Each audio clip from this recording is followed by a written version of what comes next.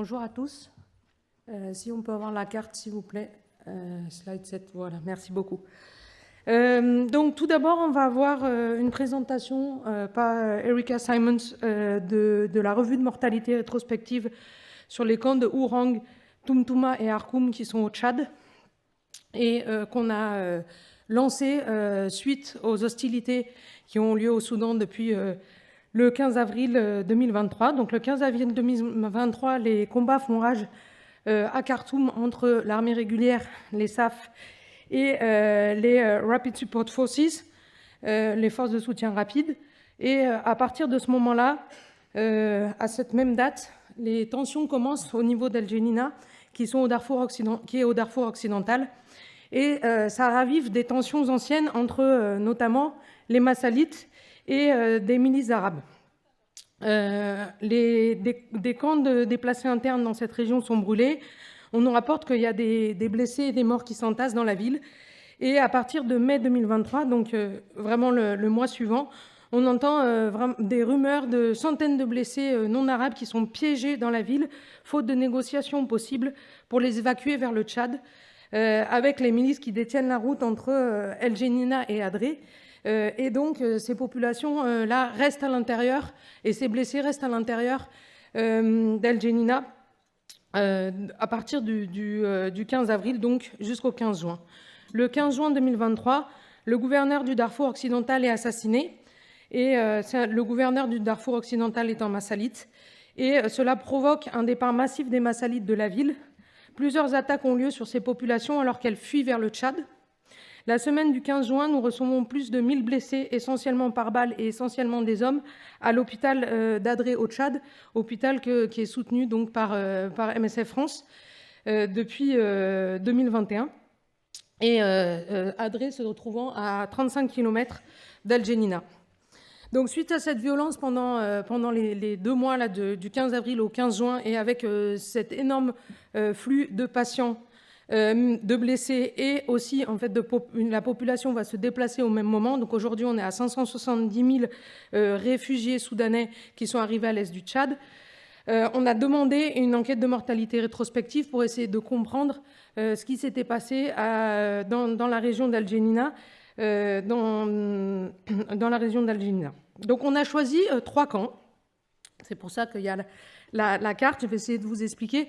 On a essayé de choisir 3 camps très différents parce que les populations pour desquelles venaient de 3 endroits différents. Donc on a choisi d'abord... Pardon, si vous pouvez revenir en arrière. Si on peut revenir sur la carte, pardon.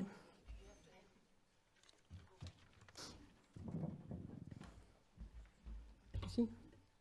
Ouais. Alors, on a choisi un premier camp qui est Tumtuma et qui était considéré comme un camp de retournés, donc de Tchadiens qui étaient revenus, qui vivaient au Soudan et qui étaient revenus à cette occasion-là. Je dis considéré parce que vous verrez que c'est un peu plus finalement compliqué que ça. On a choisi le camp de Arkoum.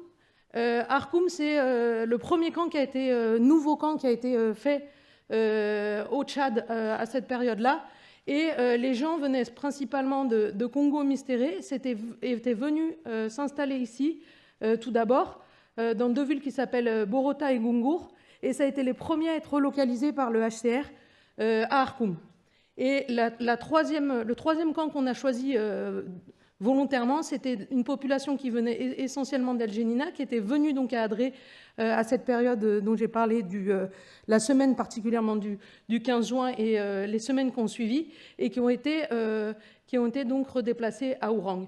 Donc on a essayé de prendre vraiment des populations qui étaient différentes pour voir s'il y avait quelque chose de particulier, notamment à El Geneina, par rapport à tout ce qu'on nous avait raconté, donc ce que je viens d'expliquer. Donc Erika va maintenant nous faire la présentation. Erika Simons est épidémio qui travaille avec MSF et Épicentre depuis 2014, principalement dans les contextes africains, notamment sur des sujets aussi variés que choléra, Ebola, VIH, malnutrition, rougeole, méningite et déplacement de population. Et elle soutient depuis 2 ans déjà avec brio la cellule des urgences.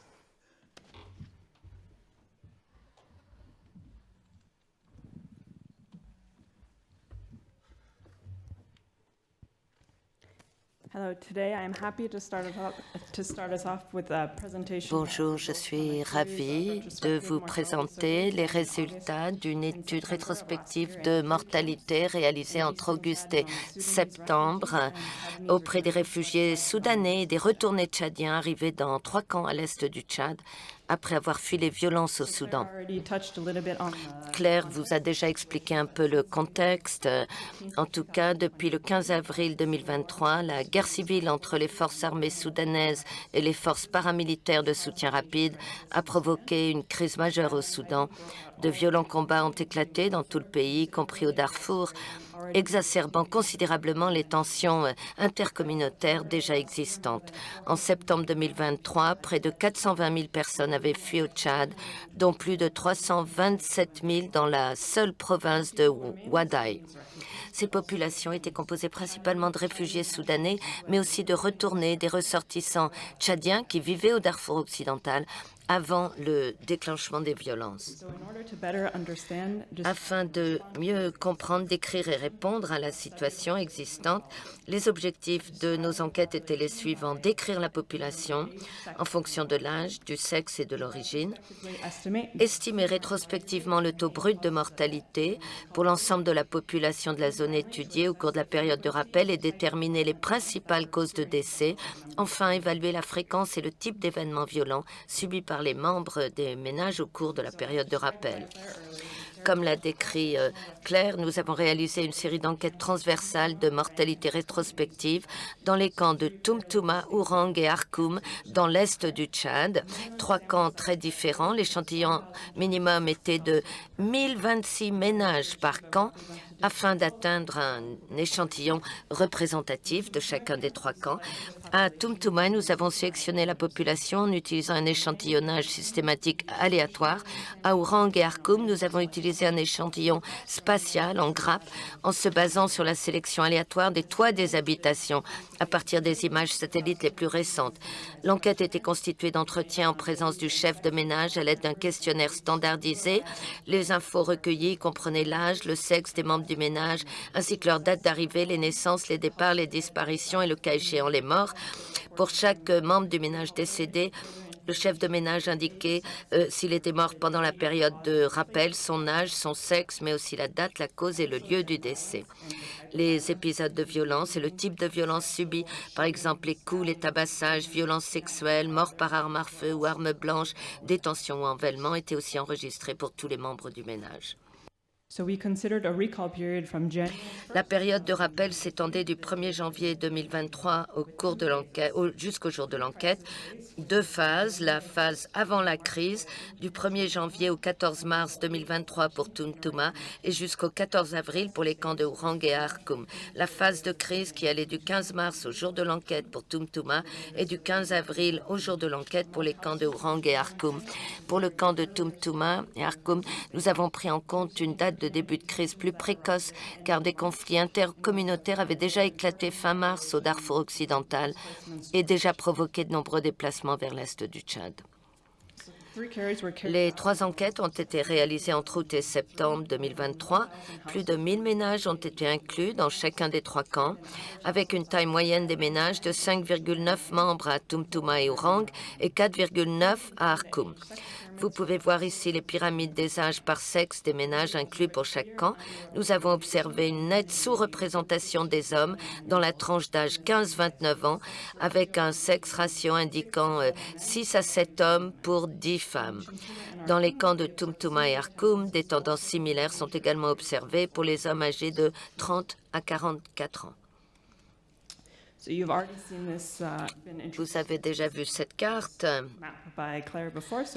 Claire vous l'a montré dans son introduction. Là, on a les villes et villages d'origine des ménages enquêtés, ainsi que l'emplacement des 3 camps.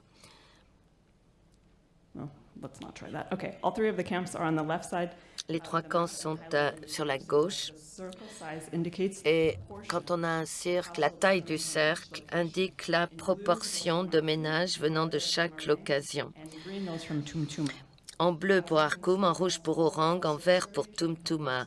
Comme vous le voyez, la quasi-totalité des ménages interrogés provenaient du Darfour occidental. À Orang et Arkoum, 99 des ménages étaient des réfugiés et à Orang, 91% provenaient de la ville d'Al-Jenina, tandis qu'à Arkoum, 47 et 33% respectivement provenaient de Kongo et Mistre.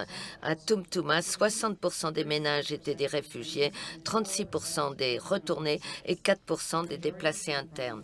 La majorité provenait de Umdam, Tandulti et Al-Jenina.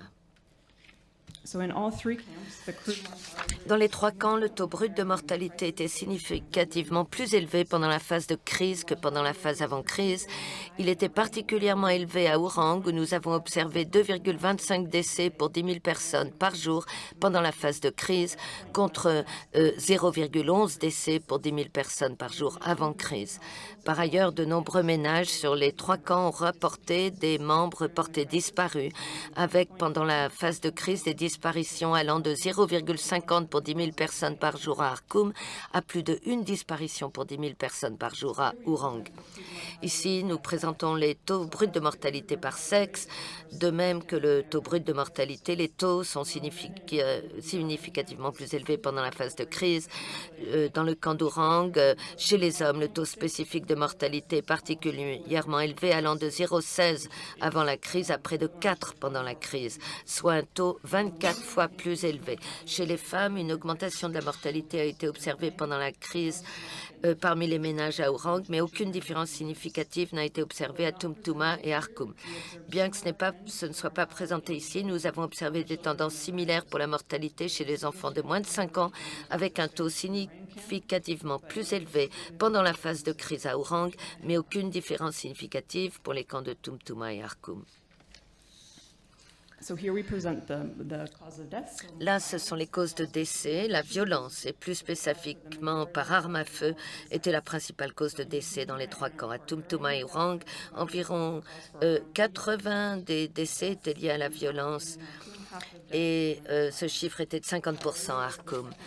La deuxième cause autodéclarée de décès parmi les ménages était la diarrhée à Tumtuma et Arkoum et la rougeole à Orang. La plupart des décès se sont produits dans le village d'origine ou pendant le déplacement vers le Tchad, avec peu de décès signalés à l'arrivée dans les 3 camps.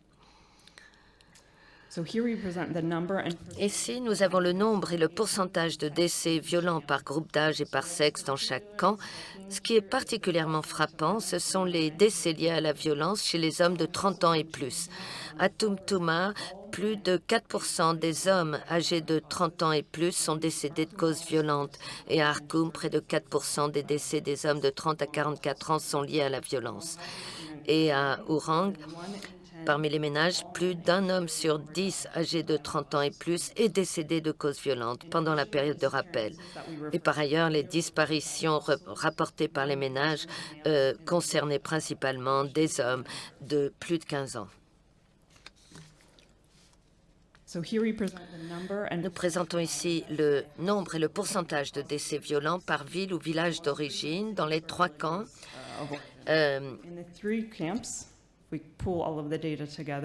On a agrégé toutes les données. 2,4% des membres des ménages provenant de Al-Jenina sont décédés de causes violentes, soit environ 5 fois plus que dans les autres villes et villages d'origine.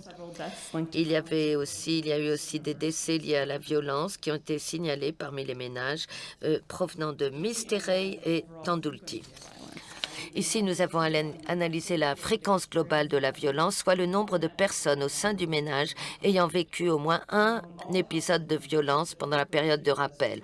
Parmi les ménages enquêtés, cette fréquence était de 3,3% à Tumtuma, 11,7% à Orang et 4,4% à Arkoum. Les principaux types de violences signalés étaient les coups, 2,3% des ménages à Tumtuma, 8,3% à Orang et 3,5% à Arkoum, et la violence par arme à feu, 0,9% à Tumtuma, 4,1% à Orang et 0,7% à Arkoum. Peu de cas de violences sexuelles ont été rapportés. Le risque de stigmatisation et les difficultés liées à la confidentialité dans les camps peuvent avoir entraîné une sous-déclaration des violences sexuelles et d'autres formes de violences, y compris les violences intrafamiliales. Nos conclusions sont les suivantes. Nous avons observé des taux de mortalité élevés, la plupart liés à la violence, avec un excès de mortalité parmi les hommes. Le taux brut de mortalité a plus que doublé à Tumtuma et a triplé à Arkum pendant la phase de crise. Les ménages à Ourang, principalement originaires d'El Jenena, semblent avoir été particulièrement affectés, avec un taux de mortalité 20 fois plus élevé qu'avant la crise. La mortalité est probablement sous-estimée en raison du biais de survie, c'est-à-dire que les ménages qui ont complètement disparu avant leur arrivée au camp ou lorsque des membres survivants rejoignent d'autres ménages ne sont pas représentés dans la population échantillonnée. Enfin, ces enquêtes n'étaient pas représentatives de tous les ménages ayant fui le Soudan, seulement ceux des 3 camps inclus pendant la période de l'enquête. Les populations ayant fui vers d'autres pays que le Tchad ou qui sont restées au Soudan ne sont pas décrites dans ces résultats. Les résultats de ces enquêtes montrent l'importance d'investiguer, de quantifier l'ampleur des violences subies par les populations. Des enquêtes de mortalité rétrospectives répétées combinées à la documentation de la destruction des villages et des déplacements de population permettent de mieux comprendre les dynamiques des conflits et d'adapter la réponse humanitaire. Merci de votre attention. Et enfin, cette étude n'aurait pas été possible sans le travail acharné, le dévouement des équipes épissantes sur le terrain, le soutien des équipes MSF au Tchad et en France, parmi eux Pascal, qui a mis en place l'étude au Tchad. Nous tenons aussi à remercier le ministère de la Santé et les autorités des camps pour leur soutien pendant la mise en œuvre des enquêtes.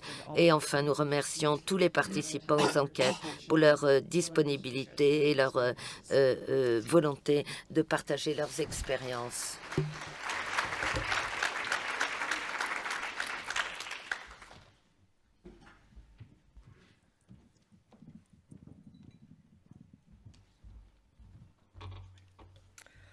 Bonjour et merci d'être là. On va continuer sur un autre contexte de violence.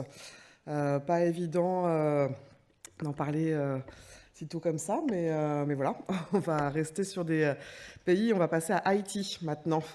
Je ne vais pas forcément vous détailler complètement tout le contexte d'Haïti. Je pense qu'on en parle régulièrement et surtout Thomas va en reparler dans sa présentation.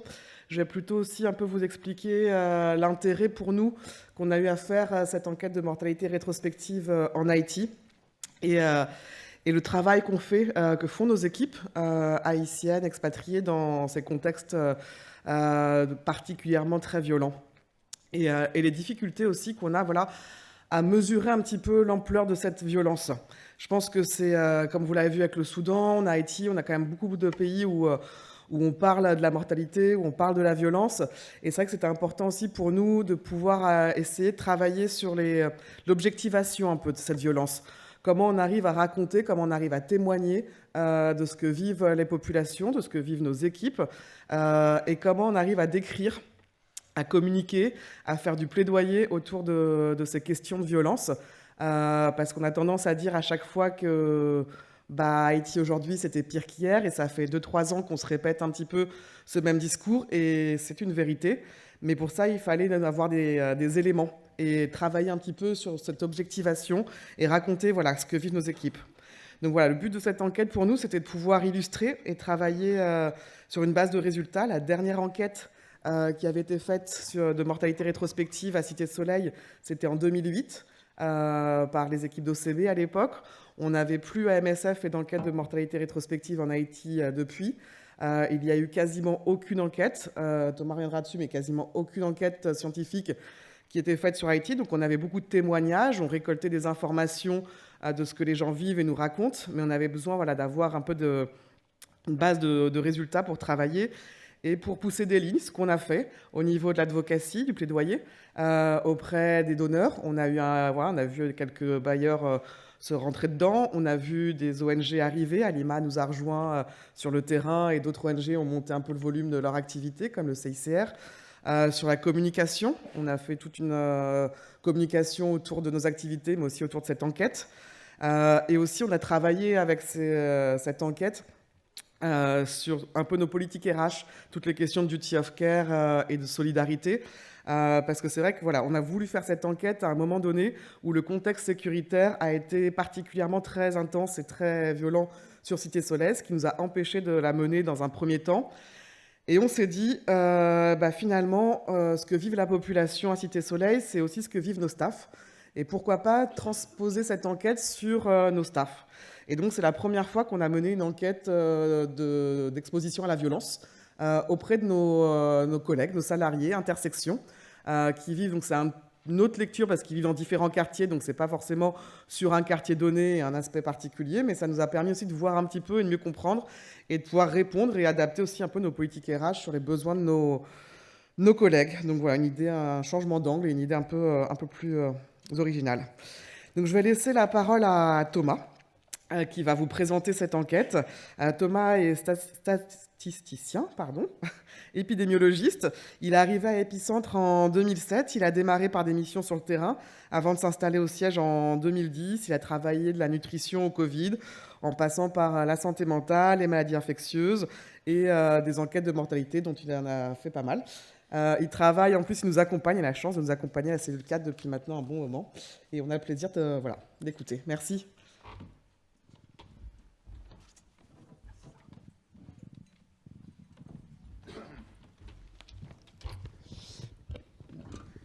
D'être un ministre. Merci beaucoup, Sarah. Bonjour à tous. Donc, en plus, tu as bien présenté le contexte des enquêtes, donc je vais pouvoir aller un petit peu plus vite dessus. Donc, effectivement, on part dans les Caraïbes. Après le Tchad, on part sur un autre continent. Je vais vous présenter les résultats de 2 enquêtes que nous avons donc menées l'année dernière, qui portaient donc sur la mortalité et la violence en Haïti entre 2022 et 2023. Alors, revenons d'abord au début de l'année 2023. Haïti est malheureusement à nouveau plongé dans une crise politique et sécuritaire majeure, principalement depuis l'assassinat de son président Jovenel Moïse en juillet 2021. Cette crise est principalement marquée par des affrontements entre différents groupes armés. Évidemment, vous avez entendu parler des gangs qui tiennent environ 80% de la capitale Port-au-Prince, qui s'affrontent entre eux, mais qui affrontent aussi les forces de l'ordre haïtiennes. Et tout au long de l'année 2023 aussi, on a un nouveau groupe armé qui s'est manifesté. Ce sont des groupes d'autodéfense des citoyens qui se sont constitués un peu partout dans la capitale pour défendre leur quartier. Cette guerre urbaine impacte durement la vie de la population, évidemment, dans un pays déjà particulièrement pauvre. Donc, comme vous le voyez sur la carte, Cité-Soleil, c'est le quartier autour du port de Port-au-Prince. Et les gangs tiennent donc 80% de la capitale. Et c'est principalement 2 gangs, les 2 plus puissants gangs du pays, le G9 et le GPEP, qui sont très actifs dans Cité-Soleil. D'ailleurs, pendant l'année 2023, ces 2 gangs se sont alliés pour encore asseoir leur pouvoir et leur puissance sur la ville. Au début de l'année 2023, les agents des Nations Unies présents en Haïti communiquaient sur l'augmentation spectaculaire du nombre de d'homicides et d'enlèvements en 2022 par rapport à 2021. Et notamment aussi sur les déplacements massifs de la population qui fuyait cette violence, principalement dans la capitale. Le système de santé, déjà plutôt dysfonctionnel, loin d'être parfait en Haïti, était quasiment paralysé. Et les choses étant ce qu'elles sont, le pays a vu une résurgence du choléra à la fin de l'année 2022, faisant s'ajouter à cette crise. Alors, comme vous l'a résumé Sarah, la crise a empêché pas mal d'activités des acteurs de l'aide, des ONG en Haïti, et notamment les activités de MSF. On a eu des fermetures d'hôpitaux, on a eu des véhicules attaqués, des staffs enlevés, des patients visés. Bref, les activités étaient particulièrement délicates, notamment à Cité-Soleil, pour OCP, mais aussi pour les autres sections. Et on a constaté, c'est aussi, comme vous l'a bien dit Sarah, qu'on avait des difficultés à y voir clair en termes de chiffres précis. On avait des chiffres un peu globaux, comme les Nations Unies communiquaient, mais on n'avait pas de chiffres précis, notamment dans des communes comme Cité-Soleil. Donc on s'est dit qu'on allait chercher à caractériser la violence qu'a pu subir la population entre 2022 et 2023, en menant donc 2 enquêtes transversales rétrospectives qui visaient à estimer les taux de mortalité bruts et spécifiques dans la population, ainsi que le niveau d'exposition à la violence, pour caractériser un petit peu la violence. Alors effectivement, les conditions sécuritaires ont longtemps rendu impossible une enquête à Cité Soleil, pendant de nombreux mois en début d'année 2023. Et pendant cette période, les 3 sections présentes en Haïti, donc OCA, OCB et OCP, se sont mises d'accord et ont jugé intéressantes d'aller interroger, d'aller enquêter auprès de leur staff national, de leur personnel national employé, mais aussi des familles de ces staffs. Ce n'est pas seulement les staffs pour lesquels on est intéressé d'avoir des chiffres, c'est aussi les membres de leur famille. Un peu plus tard dans l'année, au cours de l'été, un calme relatif dans la commune de Cité-Soleil, avec une trêve entre les gangs, a permis de pouvoir enquêter dans la population de Cité-Soleil plus de 1300 habitations. Les 2 enquêtes utilisaient le même questionnaire, à quelques détails près, qui portait notamment sur les membres qui avaient pu décéder ou qui ont pu disparaître ou être enlevés entre 2022 et 2023, les causes rapportées de décès quand ils étaient survenus et sur les types de violences subies par les membres des ménages. Alors, à Cité-Soleil, nous avons stratifié la commune en 2 zones. La zone nord, donc en rouge, qui représente une zone un peu plus accessible, où les gangs sont un peu moins actifs et donc la sécurité est un tout petit peu plus assurée pour la population, si on peut parler comme ça. Et la zone sud, en vert, qui est en gros le berceau historique des gangs, vraiment l'endroit historique où la violence a toujours eu lieu, ou presque, à Port-au-Prince, et qui a notamment été le lieu des combats les plus acharnés en 2022. Alors, en mai 2023, nous avons pu interroger 819 membres du staff MSF, des 3 sections confondues, donc seulement un peu plus de la moitié du personnel éligible, on voulait être exhaustif, ce qui représentait donc un peu moins de 4000 personnes, donc le nombre total de membres des familles des staffs MSF. En août 2023, l'enquête à Cité-Soleil a permis d'inclure 1669 ménages pour un total de 8202 personnes. Alors, évidemment, le staff national représente un échantillon particulier. Il n'avait pas vocation à être représentatif de la population haïtienne, et ça se voit bien sur les pyramides des âges, où on voit que les 2 populations diffèrent. Les membres de staff, les membres des familles de staff MSF sont un peu plus âgés, ou un peu moins d'enfants, un peu moins de personnes âgées. Donc voilà, c'est 2 populations pas vraiment comparables. La population de Cité-Soleil est un peu plus comparable au reste de la population haïtienne, mais l'échantillon reste représentatif de Cité-Soleil. Donc notre objectif principal, c'était d'évaluer les taux bruts et spécifiques de mortalité dans chacune des 2 populations. Alors, dans l'enquête auprès du staff MSF, ce taux est très bas, avec, heureusement, 6 décès seulement rapportés par les membres. Par contre, à Cité-Soleil, les chiffres étaient beaucoup plus élevés, avec 176 décès enregistrés, ce qui représentait 2% de l'échantillon total interrogé pendant l'enquête. Donc il s'agissait principalement d'hommes vivant plutôt dans la zone sud, et donc voilà, on s'y attendait, c'est un peu la confirmation de ce qu'on pouvait constater. La caractérisation des essais montre que la violence est une des causes principales dans les 2 enquêtes. Même dans l'enquête auprès du staff MSF, on a une majorité, alors c'est un petit nombre, mais on a une majorité de décès pour cause violente. Et c'est même une majorité d'homicides, de personnes tuées. À Cité-Soleil, les homicides, parce qu'en fait c'est exclusivement des homicides, ont compté pour 41% du total des décès enregistrés, et même 58% dans la zone sud. Donc c'est vraiment une cause énorme de décès dans cet échantillon. Notre échantillonnage spatial a permis d'interpoler nos résultats à toute la commune de Cité-Soleil, en supposant que les taux d'homicide dans chacune des 2 zones étaient homogènes pour chacune des 2 zones. Environ 2300 homicides auraient pu avoir été commis entre juillet 2022 et août 2023, ce qui représente un taux d'homicide de 820 pour 100 000, ce qui est absolument énorme. L'analyse des données dans le temps montre qu'un pic de mortalité, et donc aussi d'homicide en rouge, est survenu en juillet 2022. Ce pic coïncide avec une explosion de combats à Cité-Soleil et dans les quartiers environnants, donc ça correspond à ce qu'on avait pu constater dans la réalité. Mais il convient de noter que même en excluant le mois de juillet, les taux de mortalité et les taux d'homicide restent très élevés dans Cité-Soleil. L'année spatiale, donc la carte à droite, montre que les décès violents ont surtout été commis autour du port de Port-au-Prince, donc la zone orangée, un petit peu plus loin aussi là, et notamment dans les quartiers de Brooklyn, Boston, bon on n'est pas à New York, mais c'est le nom des bidonvilles autour du port, Brooklyn, Boston, Bellecou, Cité-Linto, où de 70 à 90% des décès rapportés par les membres étaient des homicides, ce qui a pu représenter jusqu'à 8% de la population vivant dans ces quartiers. Donc vraiment un taux d'homicide absolument énorme dans cette zone. L'exposition à la violence était l'autre objectif de notre étude.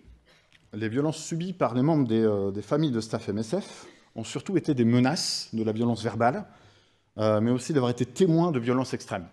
Donc dans cette enquête-là, le fait d'avoir été témoin était une des modalités de l'exposition à la violence, ce qui va différer un petit peu avec Cité-Soleil, comme vous allez voir. Un total de 12% des personnes de l'échantillon se sont considérées comme victimes directes de violences, mais heureusement, quelque part, seulement 3% ont été vraiment victimes de violences physiques directes, qu'on peut juger comme de la violence extrême. À Cité-Soleil, un total de 5% des personnes ont été victimes de violences directes, mais là, on a séparé avec le fait d'avoir été témoin de violences extrêmes. Je dis que c'était deux choses un peu différentes. Et donc, ces violences étaient principalement physiques, verbales, avec des menaces, et aussi de la violence par arme à feu. Et du coup, on a aussi cherché, dans cette enquête-là, à caractériser le type de violence dont les personnes ont pu avoir été témoins. C'est quand même aussi un caractère particulier. Il s'avère que 13% du total des personnes ont été témoins de violences extrêmes. Et là, je parle de violences par arme à feu, je parle de violences physiques vraiment fortes. Et donc, c'est un des résultats marquants de cette enquête. Dans les deux enquêtes, donc, on a essayé de résumer cette exposition à la violence en mesurant les ménages qui ont pu subir au moins un type de violence. Donc, je ne vous ai pas parlé des violences envers les biens. Là, on a aussi caractérisé la violence envers les biens, envers les maisons, envers les vols, les cambriolages, etc. Et dans cette enquête, donc, dans l'enquête auprès du staff MSF, on voit que quasiment la moitié des ménages ont été impactés. Mais bon, comme vous avez vu, c'était aussi beaucoup de violences orales, de menaces, etc. Donc c'est un petit peu à relativiser par rapport à ce chiffre. Alors que dans l'enquête à Cité-Soleil, 44% des ménages ont été impactés par au moins un type de violence. Si on regarde les analyses spatiales de l'exposition des ménages à au moins un type de violence, on voit l'aspect généralisé de cette violence. Dans l'enquête à Cité-Soleil, dans la carte de gauche, où plus c'est sombre, plus les ménages ont été exposés, vous voyez que ça touche tous les quartiers de la capitale sont impactés, pas seulement Cité-Soleil, et ça commence même à toucher d'autres provinces. Donc ça, c'est les lieux où vivent les familles des membres MSF, de toutes les sections, donc pas uniquement à Port-au-Prince. Et on voit que la violence ne concerne pas uniquement la capitale. À Cité-Soleil, un petit peu comme on a vu précédemment, la violence a particulièrement touché dans la zone sud, donc encore une fois dans la zone autour du port, dans les bidonvilles autour du port. Mais on voit qu'aussi la zone nord n'a pas été épargnée du tout. Donc toute la commune de Cité-Soleil est quand même impactée. Alors, l'enquête auprès des familles de staff MSF a révélé une mortalité heureusement assez faible. Il s'avère que c'est une population un peu particulière, qui est peut-être un peu mieux lotie qu'à Cité-Soleil notamment, plus éduquée et résidant dans des quartiers peut-être plus calmes que Cité-Soleil. Mais toujours est-il que les niveaux d'exposition à la violence sont particulièrement élevés, particulièrement alarmants. Personne ne semble épargné et toutes les provinces du pays sont touchées à des degrés divers. Alors, cette enquête assez inédite auprès du personnel MSF constitue une première pour MSF, à notre connaissance. Son succès est assez mitigé, avec seulement une moitié du staff qui a accepté de participer, nous amène à tirer certaines leçons, et notamment de mieux sensibiliser les participants au niveau individuel, mieux leur expliquer en quoi ça va leur servir de participer à cette enquête-là, et aussi peut-être une meilleure communication entre le siège, les coordinations, le staff, pour bien qu'il y ait une explication un peu commune de l'intérêt d'une telle enquête. À Cité Soleil, l'enquête a pu se dérouler dans des bonnes conditions, avec une bonne acceptation de la part de la population. A évidemment montré l'ampleur de la violence subie par la population, autant dans les taux de mortalité, les taux d'homicide, que dans la proportion de gens qui ont été victimes directes de violences. Et d'ailleurs, on a mentionné l'enquête de MSF en 2008 à Cité Soleil. Tous nos taux sont un peu supérieurs aux résultats qu'on avait obtenus dans l'enquête en 2008, mais aussi les dernières enquêtes qui traitent un peu de mortalité en Haïti, les enquêtes DHS en 2016. Tous nos résultats sont bien supérieurs à ces résultats-là. En fin d'année 2023, les Nations Unies ont de nouveau communiqué sur les chiffres pour Haïti pour l'année 2023 et ont vu un doublement du nombre d'homicides et du nombre d'enlèvements par rapport à 2022, qui avait déjà été une augmentation forte par rapport à 2021. Donc avec vraiment une explosion de la violence. Mais au vu de nos résultats, au vu des chiffres qu'on peut déjà interpoler, on peut supposer que les chiffres communiqués par les Nations Unies sont fortement sous-estimés. Et donc que les chiffres réels seraient bien supérieurs. En résumé, la violence c'est partout en Haïti, elle est omniprésente, évidemment surtout à Cité Soleil, avec un taux d'homicide et une part de personnes ayant été directement victimes particulièrement élevé et alarmant. Les données officielles sont certainement bien en deçà de la réalité, et nos résultats ne font que renforcer l'importance de l'activité des acteurs de l'aide, des ONG, des autres institutions, et évidemment notamment de MSF. C'est un pays qui est de plus en plus déserté par les acteurs de l'aide au moment où la population en a le plus besoin. Nos résultats ont aussi servi à illustrer l'actualité de ce début d'année 2024, vous en avez sûrement entendu parler, en Haïti, avec la démission forcée du Premier ministre Ariel Henry, qui a été empêché de retourner dans son pays, notamment par l'activité des gangs. Et donc, nous sommes un des rares acteurs sur le terrain à avoir essayé de fournir des chiffres, d'avoir apporté un peu la lumière sur ce que vit la population d'Haïti. Et en tout cas, ce confirme ce qui est devenu Haïti, c'est un des pays les plus dangereux au monde pour la population civile. Alors, je tiens à remercier Brahim Touré, qui aurait dû faire cette présentation à ma place, mais qui malheureusement a été empêché.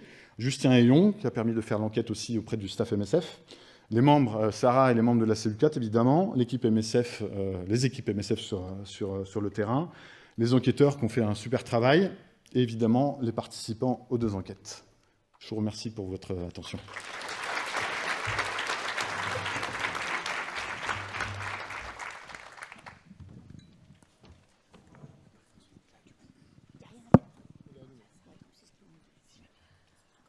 Merci à tous. Donc il est temps maintenant d'ouvrir les discussions et de prendre vos questions. On prendra des questions en ligne et dans la salle. Donc voilà, si vous levez la main, eh ben, on vous donnera le micro et puis vous pourrez poser votre question. Ça marche ?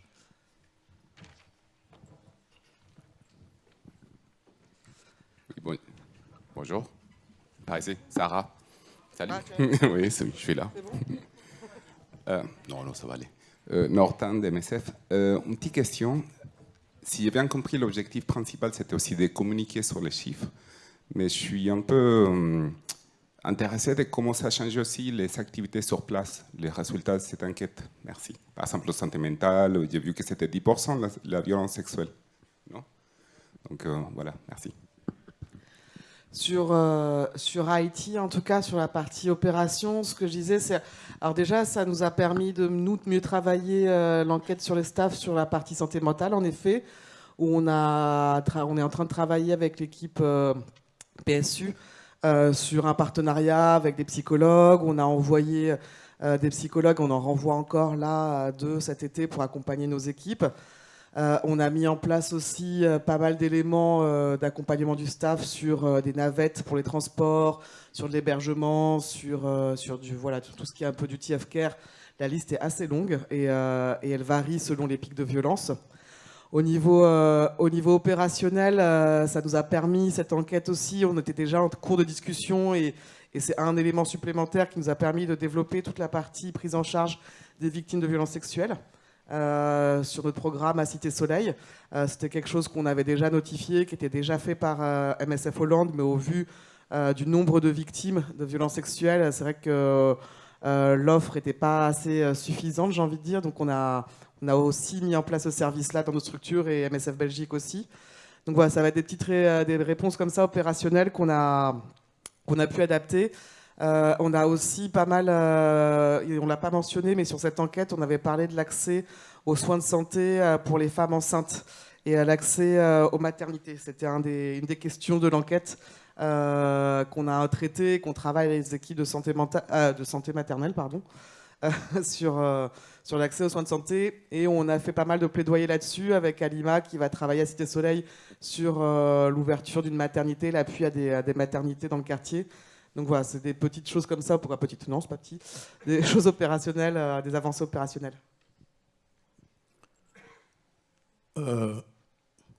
Bonjour, Félix MSF. Je voulais revenir sur la présentation concernant le Soudan. Merci pour cette étude.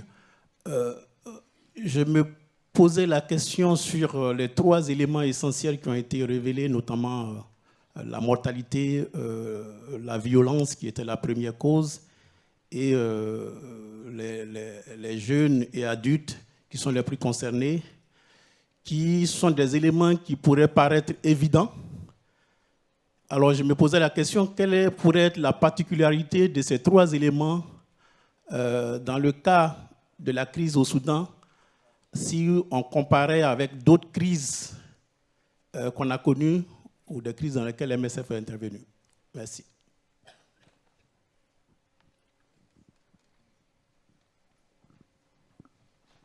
Je vais essayer de répondre à la question si je l'ai comprise, ce qui n'est pas sûr. Déjà, en fait, ce qui était vraiment très, très important, je pense, de cette enquête, c'est la spécificité sur les personnes qui venaient de El Jeninna. Donc c'est là où on a vraiment vu une grosse différence, oui, une augmentation de la mortalité dans les 3 camps entre avant crise et pendant la crise.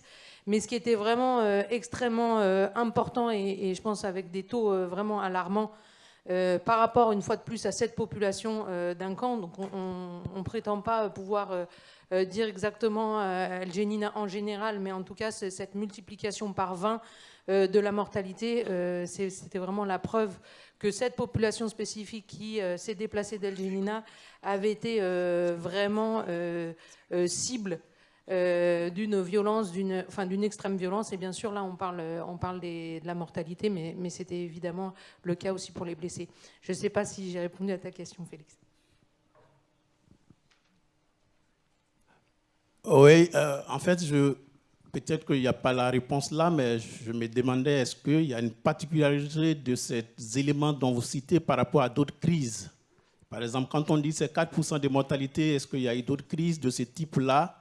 Ou peut-être qu'on était à 2% et on s'est dit, ah ben là, pour le Soudan, il est à 4%. Il y a peut-être d'autres crises dans lesquelles c'est une crise de violence d'armes à feu où la cause de la mortalité était plus d'autres pathologies, maladies chroniques que la guerre elle-même. Voilà. Est-ce qu'il y a des crises où c'est beaucoup plus les enfants et les femmes, les vulnérables qui sont plus décédés par rapport aux jeunes ou les hommes, pour comparer à celui du Soudan? C'était juste ça que je voulais voir en comparaison avec d'autres crises. Merci.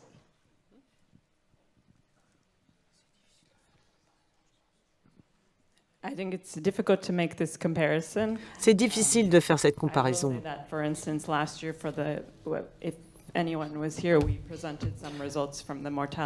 L'an dernier, on a présenté les résultats de mortalité à Goma et on a eu des tendances similaires. Donc je crois qu'on ne peut pas, cela dit, pour autant généraliser pour d'autres crises, mais peut-être que quelqu'un a quelque chose à ajouter. On va devoir bientôt arrêter. Donc il y a une question là-bas, monsieur. Bonjour, Alain Morène, médecin épidémiologiste. On m'a demandé de me lever pour... J'ai une question sur le Soudan et le Tchad. Vous avez fait une étude en 2 parties, finalement, pré et post, et je suis très surpris par la faiblesse de la mortalité pré-crise. Elle est très basse, elle est inférieure à la mortalité quotidienne pour 10 000 personnes en France, je suppose. Donc j'ai un peu de mal à comprendre. Alors, ce qui veut dire, si on a sous-estimé la mortalité, ça veut dire qu'en post-crise, la mortalité réelle est sans doute beaucoup plus élevée que celle qu'on a mesurée. Et ça ne change rien probablement à la distribution des causes de décès. C'est juste pour savoir si vous avez des références autres que celles que vous avez faites en pré-crise.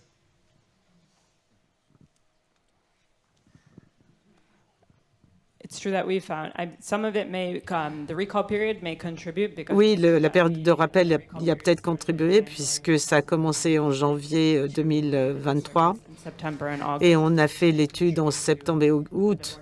Donc peut-être que ça a du coup influencé ce taux de mortalité de pré-crise, surtout pour les moins de 5 ans.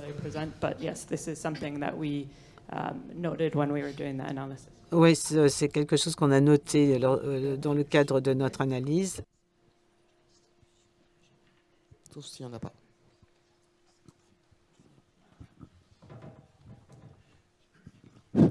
Bonjour, Frédéric Sorge, groupe de pédiatrie tropicale. J'ai une question concernant Haïti. Est-ce que vous avez des indicateurs qui montrent que cette violence a un impact sur la mortalité infantile, sur les soins concernant les enfants en termes de couverture vaccinale? Alors, on n'a pas particulièrement regardé ça. Les taux de mortalité infantile ne sont pas particulièrement élevés dans ce qu'on a pu trouver parce que la violence les a moins impactés que la population adulte, mais on n'a pas forcément regardé l'impact sur la couverture vaccinale, etc. Mais ça peut être intéressant de voir comment on peut faire après. Comme on n'a pas posé des questions, ça va être difficile de faire le lien facilement. Mais c'est intéressant, c'est une bonne question. Je ne sais pas si toi, tu as une idée. Non, mais ce qu'on sait déjà, c'est que ces populations à Cité-Soleil vivent dans des quartiers enclavés, qui a très peu d'accès aux soins en général. Ça, on le voit sur l'arrivée, voilà, les enfants qui arrivent dans nos services, qui n'ont pas peu de couverture vaccinale à la base. Donc c'est un service qu'on a mis en place aussi, la vaccination dans nos opérations. On a un OPD, une clinique ouverte aux patients la journée, où on a mis en place ce service de vaccination depuis fin d'année dernière. Mais oui, on voyait peu d'accès aux soins en général. Après, ce qu'il faut savoir aussi, c'est qu'on a fait cette enquête sur une période où on a eu une résurgence du choléra. Donc il y a eu aussi énormément de décès. Tous ceux qui n'étaient pas liés à la violence étaient pas mal liés au choléra dans cette période, avec une dernière campagne de vaccination choléra qui était en 2017. Et donc tous les moins de 5 ans qui n'avaient pas eu donc on avait fait aussi une campagne de vaccination choléra suite à ça. Et on va devoir clôturer la session. Il y en a encore beaucoup d'autres aujourd'hui, donc il faut vous garder le temps pour les autres. Merci beaucoup. Merci à tous.